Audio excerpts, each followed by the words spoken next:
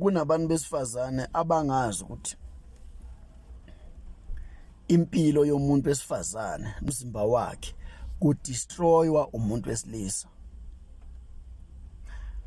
Kunabantu besifazane namhlanje bayizidakwa zotshwala, namhlanje abanye sawafunda nokubhema ugwayo, omunye usafunda nokubhema isinemfu, omunye usafunda ukuhlala emaklabhini. Yini wavumela umuntu wesilisa wamdestroy? Ngiyafisa uxwayisa kakhulukazi kulabantu besifazane abaziphethe kahle ukuthi kunabantu besilisa bayingozi. Uzoba nebhadi siswami uqale nomuntu wesilisa odestroyanayo.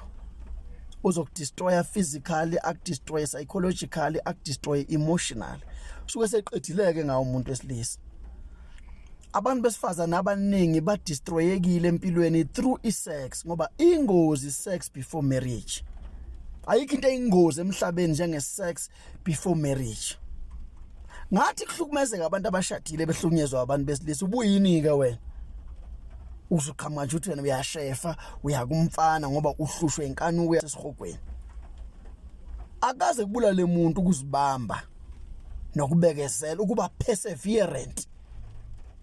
Sisafunda isikole babethu othisha besifundisa bethi perseverance is the key to success.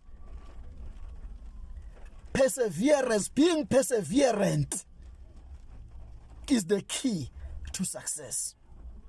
Mawuzohamba uzeneka ushefa ufunde, uyazi ukuthi kunomuntu wesilisa ukuthatha ekubhekisele ena ebesemva kwakho. Ngesikhathi ubhekele esemva kwakho wena wenza sure ukuthi uyakudestroy. Uyazi ukuthi namhlanje kunabantu besifazane osuze ngasuzile, asathanda, omunye uyazichamela.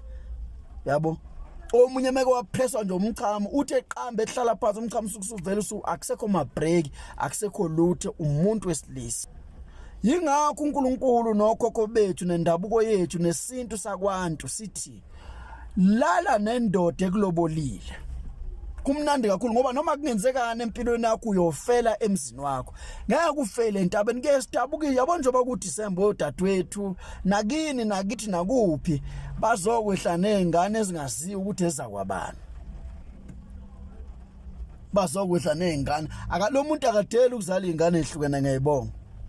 Yalapha enyalapha enyala bakhompyutha nobhuti babo. Hayi nganaye unazi izingane emzini abantu. Okusala wena uyaguga wena. Umuntu wesilisa umenzi, umuntu wesifazane umenziwe. Khona besifazane abangayazi leyo veracity and who are unable to distinguish between umenzi nomenziwe.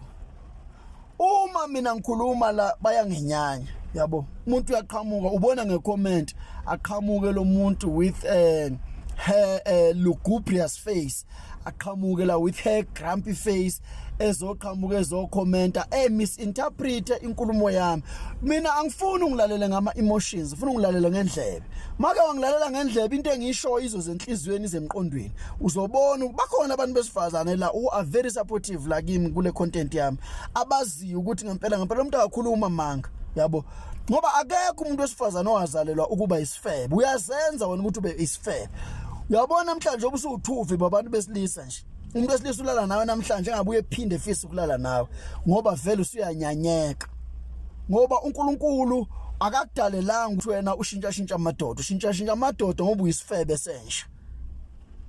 Kodwa sonke everybody is subject to mistake. Kodwa musokuthi phela usuxwayisiwe ukuthi kuqaphele lokho uqhubeke kuyenze lento oxwayiswa kuyo ngoba ubuka mhlambe lentshebe nalezi inwele bese wena uthi wena uzoqhubeka nokufeba. Ngeke sizwe ngaye, ngeke uzwe ngami, kodwa umphefumulo wakho uyabola, uyaqhubeka umphefumulo wakho uphethe izimpethu ngoba once your body is contaminated ukuthi ulala nabantu abaningi besisa nomphefumulo wakho ke automatically. Ngoba ngesikhathi umuntu wesilisa ekudestroya, njoba ngisho ukuthi kunabantu besilisa aba-aggressive, aba-brutal, they are vicious, they are venomous towards abantu besifazane. Labantu laba uthi maheleno awumunye uyachatha ngembiza ukuthi impela ufuna ukuthi yena kungalalwa, ufuna ukuthi kujuluke akushove kushunduka amabhase ombhede kube nje kunqamuka ama-headboard. Ngesikhathi kunqamuka ama-headboard kunqamuka iqolo lakho, kunqamuka izinqa, uyogcina usuphila nge-implant, uyoba nomzimba oxhuthayo oxathukayo, oxathulwe ukuthi wena uhluleke ukuziphatha kahle nokuzithanda, wakhohlwa ukuthi yini wayisukele ekhaya. Awusukelanga amadoda, ayekhona amadoda ezweni lakini. Awuzange usele amadoda eGoli, awuselanga amadoda eThekwini, awuyelanga amadoda eMpumalanga, awuselanga amadoda. I-sex before marriage ayikho into edangerous njengaleyo empilweni yomuntu wesifazane. Yabo, ngesikhathi umuntu wesilisa ekubhekisa le lokho kuthiwa i-doggy style, ngesikhathi ekubheka angithi vele into ezinja, angithi into yobusha phakathi, ngesikhathi ekubhekisa le okubozi izinja ziphingana vele kanjalo. Yabo, izinja nje ziphingana kanjalo. Mina nginenkinga ukuthi la I call a spade a spade. Angikwazi ukushintsha noma ngibe metaphorical, ayikho into engidlela ngayenza, ngidalwe nje ngishena nje. Izinja zenza lokhu ngenxa yokuthi inja ayinazi izinqa. Ngifuna abantu besifazane noma benginyanya, kodwa lento engishoyo omunye uzoyithatha izomsiza kusasa, ukuze uyabona, ukuze kusasa ungaphili nomzimba ngathi ingcuba. Ulalele lokho engikushoyo, ukuthatha ukufaka enhlizweni yakho, ukubhala ukwenze kube izibhebhe enhlizweni yakho. Ngayilahli lento engikhulumayo ngoba izokusiza. Umuntu wesifazane udestroywa umuntu wesilisa. Akekho abanye besifazane namhlanje banengane abangazazi, abanye banezifo abangazazi, abanye uyabona, abanye umzimba ugugile uyaxeka. Abantu besilisa, umuntu wesilisa, sex before marriage ingozi leyo nto le, ngoba i-sex before marriage ikufundisa ukushefa, ikufundise zonke izitayile. Njengoba umuntu wesilisa ekusonta ekuthi ekuswaya kuswayeka izinqa ziphela, ngesikhathi ekubhekisa le umuntu wesilisa usuke seqeda ke ngawe, suke seqa futhi usungamazi ukuthi udleni wena, nje uyadunusa ngoba vele uyisifebe. Ngesikhathi ubhekele uzoshaya izinqa zibe imizimithi, zibe imvuthu, oshaya izinqa zithi zinyanyise, uzoshaya izinqa kuba ngathi amadlebe endlovu mayihamba, zizonyanyisa. Uzogcina usuphila ngetight, usuphila ngama morning after pill, usuphila ngama implant ngoba uhluleka ukuzithanda nokuziphatha kahle. Njengawe nje ususe wayingcuba yomfana, yena ukufunza amaqanda, ufuqa ngemali, wena umfuqa ngezinqa. Njengoba namhlanje usuyingcuba, awunendaba futhi nokuthi mhla ufa uyofushonephi, awunendaba nalokho. Akekho umuntu wesifazane engicabanga, nabesilisa abakhona amaphenti, akekho cabanga ukuthi mayefa uyoyapi. Bonke abantu bazi ukuthi kumele befebe, kumele belala nentombi eziningi, ukuthi kokwenzakalana emva kokuba encwatshiwa kanamsebenzi nalokho. Okugada lokho kuyingozi. Kunezwe esingalaziyo ukuthi makhamba umuntu emhlabeni aye kulo afika alinde ukwahlulelwa lezi zinto ade zenze emhlabeni. So siswami lo muntu ohlala naye njengamanje eflatini na ku Bond House, enihlala naye ku-RDP House, enihlala naye eMkhukhwini, nenzani yini lento eniyenzayo? Yini lento eniyenzayo nobabili nje? Usuze wazala, uzalela eMkhukhwini, uzalela eflatini, usuze wafunda ukwenza ama-tubal ligation, usuze wafunda ukuba ne-implant. Ufundiswe yini ukukipita? Yini ekufundisile?